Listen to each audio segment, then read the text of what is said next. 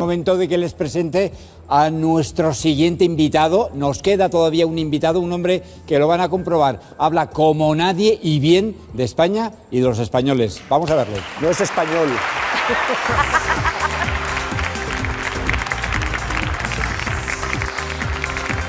Milton Enríquez, embajador de Panamá en España. ¿Qué tal? Bienvenido. Buenas noches. Hilario, muchas gracias. Bueno, se puede imaginar porque hemos montado esta especie de museo casero aquí en el plató. Tome asiento, por favor. Gracias. Pero por si acaso no se lo imagina y para que la gente lo sepa en casa, tiene que ver con un vídeo que es suyo y que se ha hecho viral. Es este. Ustedes tienen la obra de Cervantes, de Calderón de la Barca, de Lope de Vega, todas que son obras de naturaleza universal. Ustedes inventaron la fregona y el chupachup. Ustedes le meten un palo a cualquier cosa. Han tenido la transición de dictadura a democracia más exitosa del siglo XX. Ejemplar. Si tienen este país maravilloso, ¿por qué se quejan? Explíquenos, embajador, dónde se graba este vídeo, cómo se graba este vídeo y por qué dice usted estas cosas de España tan maravillosas. Como embajador de Panamá ante el Reino de España, a mí me invitan empresas, firmas de abogados o de contabilidad a que les hable a sus clientes o gremios empresariales, a que le hable a sus agremiados sobre Panamá. Y me invitaron de una firma a una reunión un jueves en la noche a hablarle a sus clientes sobre Panamá. Y me presenté, era un ambiente mucho más distendido, no era una oficina, realmente era una casa, un apartamento, un piso, y hablé de Panamá. Y también de España. Claro, cuando hablé de Panamá y al empezar a mí me dijeron, esto es off the record, puedes decir lo que quieras, que aquí esto no se va a citar. Así que yo hablé bien de mi país, me hicieron un par de preguntas de otros temas y cuando sale la pregunta sobre España y empiezo a darles mi opinión de España, alguien me grabó.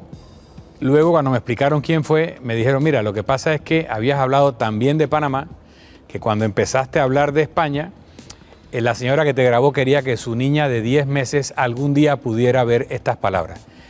Y los que estaban al lado de ella, que se dieron cuenta que me había grabado, le pidieron el video. Y ahí se fue de control. Y el viernes... a difundirse y efectivamente se hizo viral. Me imagino que se quedarían todos sorprendidísimos de su conocimiento sobre España, igual que nos hemos quedado sorprendidos nosotros. No sé si eso es desde que está usted aquí, que no hace tanto tiempo, o viene de mucho antes. Bueno, a mí me gusta la historia y me gusta conocer los países en general. Yo me siento a conversar con alguien de algún país y le empiezo a hacer preguntas para actualizarme sobre su país. Por supuesto, de España, por ser la madre patria, la relación con Panamá. Y cuando ya venía para acá como embajador, pues me he preocupado de leer más y de recorrer más España y ver los lugares y conocer la historia. Y es un país maravilloso y la pregunta se la dejo, ¿por qué se quejan? Luego le voy a hacer yo esa pregunta, a ver si me la sabe responder. Ahora vamos a ver si con nuestro compañero Lobato vamos haciendo un repaso más o menos pormenorizado de algunos de los personajes de los que usted habla en este vídeo. Lobato, cuando quieras. Muy buenas, ¿qué tal? Soy el Ujier de la Sexta Noche, de la Pinacoteca de la Historia de la Sexta Noche.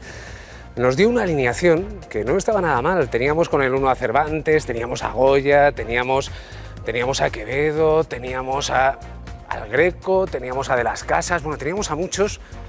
En esta alineación que nos dio usted, ¿cuál diría que sería su favorito, si lo hay? Bueno, todos hacen una gran contribución, pero creo que el de mayor impacto para España y para la humanidad ha sido Cervantes. De hecho, ahí mencionaba yo que la segunda obra más publicada después de la Biblia es Don Quijote, en todos los idiomas. Y el impacto de la obra cervantina no solamente en la riqueza del lenguaje, sino en su nueva narrativa, la nueva novela que él plantea, genera un cambio de época. Y creo que la figura de mayor impacto en la literatura española debe ser Miguel de Cervantes Saavedra. ¿Tenemos algo de Quijotes, los españoles, ahora que ya nos conoce un poquito más? Sí, yo creo que tienen de Quijote y tienen de Sancho. Yo creo que la combinación que planteaba Cervantes era las facetas del español y, por supuesto, todos sueñan con su Dulcinea. Por cierto, echaba a alguien, porque como la charla era más o menos improvisada, ¿echaba a alguien de menos dentro de este repaso? Bueno, como era de toda la historia de España, en esta ocasión no hablé de Picasso, de Dalí, de Miró. O sea que esto no es algo que pasó hace 400 o 500 años. España ha seguido contribuyendo al acervo cultural, sobre todo pictórico de la humanidad, con grandes artistas, no solo en esa época, sino también en el siglo XX. Muchas gracias. Embajador, respóndanos, lo hablábamos antes, a la pregunta que usted se hacía y que dejaba en el aire, a ver si usted tiene la respuesta. Si tenemos este país tan bueno, ¿de qué nos quejamos? Hemos estado hablando también en otras entrevistas de eso, ¿no? El tema sale. Yo no tengo una explicación certificada, pero tengo unas 3 teorías combinadas. Lo primero es la leyenda negra. La leyenda negra se la inventan los enemigos de España, casualmente para bajarle la moral a los españoles, para que los españoles tuvieran menos energía social o menos energía espiritual para competir con ellos en el esquema de poder del mundo. Y no hemos sido capaces de deshacernos de ella, bueno, de alguna forma, ¿no? Todavía por eso, la arrastramos. Aquí se habla mucho de la destrucción de la Armada Invencible con Felipe II, y fue la naturaleza. Pero no se habla de la destrucción de la contraarmada inglesa frente a las costas de Portugal, que no fue por obra de la naturaleza, sino por una derrota militar. En las discusiones sobre el mundo marítimo se habla de que al perderse la Gran Armada se pierde la capacidad imperial de España, pero no se habla de la destrucción de la contraarmada, ni tampoco se habla de la derrota de Vernon ante Cartagena de Indias, en la actual Colombia, por parte de Leso, que impide que esa parte de América también quedara bajo la dominación británica. Y fue una defensa heroica. Entonces, se habla de Trafalgar, pero no se habla de Cartagena. En ese sentido, creo que hay que hacer un trabajo de dejar la propaganda e ir a la historia con respecto a la leyenda negra. Tampoco caer en la leyenda dorada, que va a desconocer todo aquello que no es luminoso. El segundo elemento posible es, en una buena parte de España, la jactancia es mal vista. Uno tiene que ser modesto, reservado, humilde, así que jactarse de los logros no se considera propio de un español o de algunas partes de España. Y lo tercero, en la comunicación social, particularmente la comunicación política, lo que hacen los candidatos que quieren desplazar a otro del poder es decir todo lo que está mal. Y lo que hacen los líderes sociales cuando quieren espacio en el mundo político es decir todo lo que está mal. Y sabemos que lo que vende audiencia, lo que vende periódico, es hablar de lo que está mal. Es muy poca audiencia se consigue hablando de lo que está bien. Entonces, esa combinación de factores hace que el discurso general probablemente tienda más a la crítica que al reconocimiento. Bueno, ya le hemos encontrado un pero a nuestro país, uno actual, el de los políticos. ¿No le gusta a usted demasiado a los políticos de nuestro país? Me parecen muy bien, porque esos dirigentes que ustedes han tenido en el campo político, en el campo mediático, social, han llevado a este país a nuevas glorias. No solamente estamos hablando del siglo de oro, estamos hablando que hoy en día España es el país más longevo del mundo, a la par de Japón. Estamos hablando que tienen el mayor territorio dedicado al cultivo orgánico de Europa. Estamos hablando que son la 4ª economía de Europa y la número 13 del mundo. Eso es producto de su liderazgo político, su liderazgo social, empresarial y cultural. Así que los dirigentes de hoy, y ustedes acaban de tener un abrupto cambio generacional. Ustedes en los últimos 3 años o 4 han cambiado de jefe de Estado y prácticamente toda la clase política ha sido renovada y España sigue creciendo. Bueno, y quizá porque nos gusta hablar, como usted dice, también de lo malo y no solamente de lo bueno, vamos a hacer ahora ese otro repaso, el de, bueno, otras cosas que las que a lo mejor no hemos sido ni tan buenos ni tan brillantes. Muy bien. O como mínimo polémicos, porque son unas figuras históricas que históricas son, pero que no se nos olvide que como mínimo nos han dejado, pues como mínimo diversidad de opiniones. Tenemos a Pizarro y a Hernán Cortés. No se nos olvide que muchos países en Latinoamérica el 12 de octubre lo que celebran es el Día de la Resistencia Indígena. Me gustaría que por favor escuchara las palabras de López Obrador, que hace tan solo unos meses pedía esto.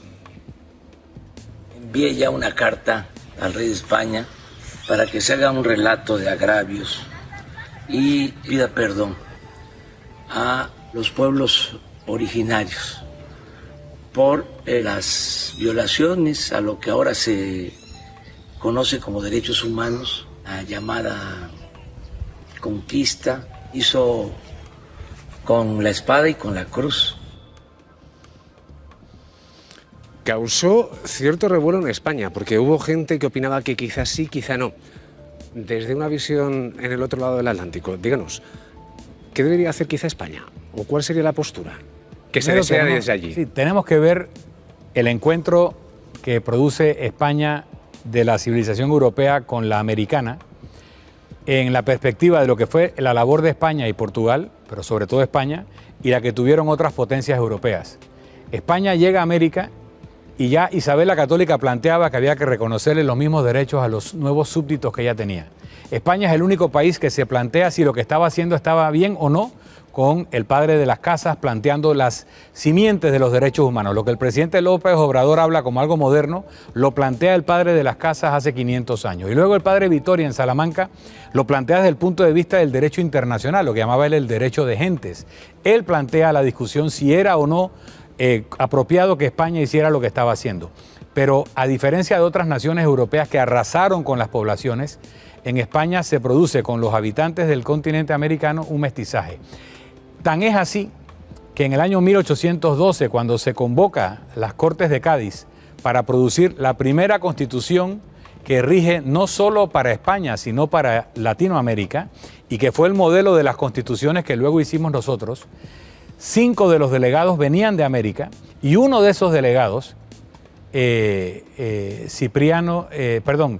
Mosquera Figueroa, fue presidente de las Cortes y fue regente de todo el reino español, incluyendo las Américas. Un nacido en Popayán, la actual Colombia, fue regente de España. Eso no pasaba con ninguna colonia en otros temas. Ahora bien, Hernán Cortés, que tal vez me quieres hablar de él, Hernán Cortés llega a lo que luego llamaron la Nueva España, el actual México, con 1.500 hombres, pero llega a Tenochtitlán, a la capital, con 4 o 5 españoles, 3 caballos y 2 perros, y el ejército que lo acompañaba era un ejército indígena tlaxcalteca, que era un pueblo sometido por los mexicas, que conocemos como los aztecas, y los que realmente conquistan Tenochtitlán son los tlaxcaltecas. Tan importante fue eso que el rey de España les da fuero, al igual que los vizcaínos, y que uno de los 5 delegados a las Cortes de Cádiz era un tlaxcalteca. Así que cuando hablamos de lo que fue ese encuentro, y que hubo violencia, y que hubo espadas, sí, y que hubo algunos conquistadores crueles y salvajes, sí, pero también hubo actos de reivindicación de pueblos indígenas sometidos por otros indígenas que con el liderazgo de los españoles se liberaron de sus opresores. Entonces eso hay que verlo en su contexto. Hablaba de contexto, vamos a poner en contexto porque decía 1812, Constitución de Cádiz. Bueno, pues Fernando VII, que en España es una de las, bueno, pues se ha considerado el rey más nefasto de los últimos siglos. Bueno, pues Fernando VII ignoró la Constitución Liberal de Cádiz. Fernando VII fue llamado el deseado, pero lo que hizo fue instaurar de nuevo el absolutismo. Y una de las cosas más terribles que se ha podido pasar es que en un momento dado, cuando volvió a entrar en España, cuando volvió a entrar en Madrid, los ciudadanos madrileños quitaron los caballos y al grito de "vivan las caenas" fueron ellos los que le iban llevando. ¿Eso dice mucho, dice poco de cómo somos los españoles o dice mucho de cómo era la situación en ese momento? Fernando VII es un rey con más oscuros que claros, pero en cierta época de su gobierno tuvo periodos de liberalismo, de acuerdo a quién era el válido que gobernaba, pero hizo otra cosa que yo considero peor que todo lo anterior. Le ha mandado una carta a Napoleón Bonaparte pidiéndole que lo adopte como hijo, ¿ok? Y finalmente, que él era la esperanza de independencia de los españoles, fue de los más serviles con Napoleón. Producto de su muy mal gobierno, empiezan a darse los movimientos independentistas en América, pero no era para independizarse de España, era para independizarse de José Bonaparte y de Napoleón Bonaparte, pero mucho producto del muy mal gobierno de una persona que no estaba capacitada para el momento de la historia que le tocó vivir. Hablamos de momentos de la historia. En un momento muy reciente tuvimos a Francisco Franco, y queríamos preguntarle también por su experiencia. Ahora, como bien sabe, está habiendo muchísima polémica al respecto de la exhumación del dictador por parte, bueno, del Valle de los Caídos. Ustedes tienen una experiencia muy reciente con Noriega en este sentido. Noriega fue incinerado y fue enterrado en la privacidad de su familia. ¿Qué se tiene que hacer con un dictador en este sentido? ¿Es comprensible que ahora mismo exista una polémica sobre si sacarle del Valle de los Caídos o no? En el caso de Noriega en Panamá, nosotros pasamos la página y hemos seguido construyendo, ¿ok? A la familia de Noriega se le trata con total normalidad y él estuvo preso hasta el último día de su vida. Cuando fue al hospital lo operaron y murió en la mesa de operaciones. Cuando yo era ministro de gobierno, antes de ser embajador, Noriega estaba bajo mi custodia porque el sistema penitenciario estaba bajo mi autoridad. Y yo luché contra Noriega en las calles, arriesgué mi vida, pero yo velé porque los derechos humanos de Noriega se tutelaran hasta el último minuto. Y la persona que era jefe del sistema penitenciario, nombrada por mí, había sido un militar que se había alzado contra Noriega y que él lo había tomado preso y lo había mandado a torturar. Y él velaba por los derechos humanos de Noriega. A pesar de ser un dictador, embajador. Claro, ¿por qué? Porque sigue siendo persona, o siguió siendo persona, y en la persona que comete un delito o un dictador, nosotros no podemos comportarnos con ella como ella se comportó con nosotros, porque seríamos igual que esa persona. ¿Y en Panamá hay algún tipo de monumento de homenaje a Noriega? Algo parecido a lo que existe en España con el Valle de los Caídos. No lo hay en Noriega, ni creo que lo va a haber. En el caso de la Guerra Civil de España y en el caso de las 5 décadas que gobernó Francisco Franco, yo creo que lo que yo podría contestar en mi cargo diplomático es lo que contestó el primer ministro de China, Zhou Enlai, cuando le preguntaron sobre la Revolución Francesa, y dijo, too soon to tell, demasiado pronto para opinar.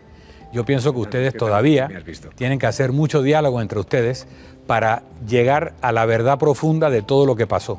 Yo escucho historias parcializadas de uno y otro bando y todavía no es el momento de que un extranjero venga a decirles qué pasó. Esto es lo que se llama diplomacia, por algo es usted diplomático. Gracias, embajador, por haber estado con nosotros aquí en La Sexta Noche. Gracias por sus palabras y por habernos levantado la autoestima. Ya nos despedimos mucho más satisfechos.